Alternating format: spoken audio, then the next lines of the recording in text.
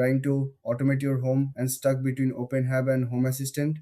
Let me help you pick the right platform. Today we are comparing two powerful open source home automation systems that control smart devices throughout your house.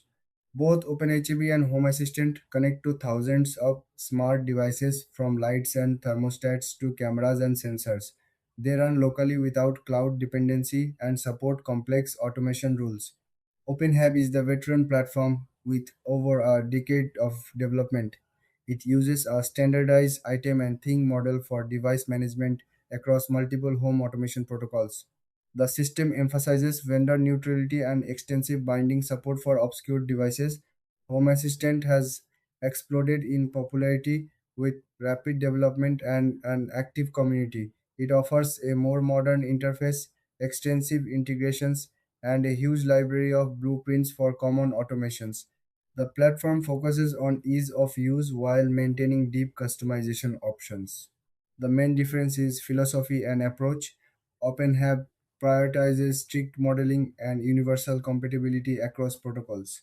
Home Assistant emphasizes user experience with quick setup and beautiful dashboards while supporting most popular devices.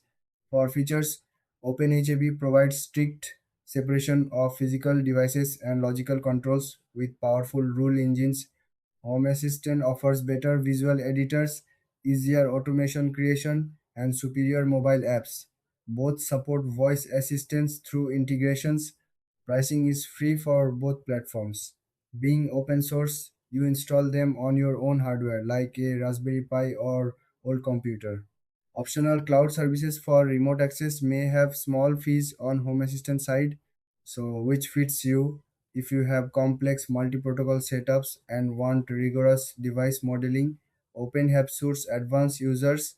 If you prefer modern interfaces and quick results with extensive community support, Home Assistant works better for most people.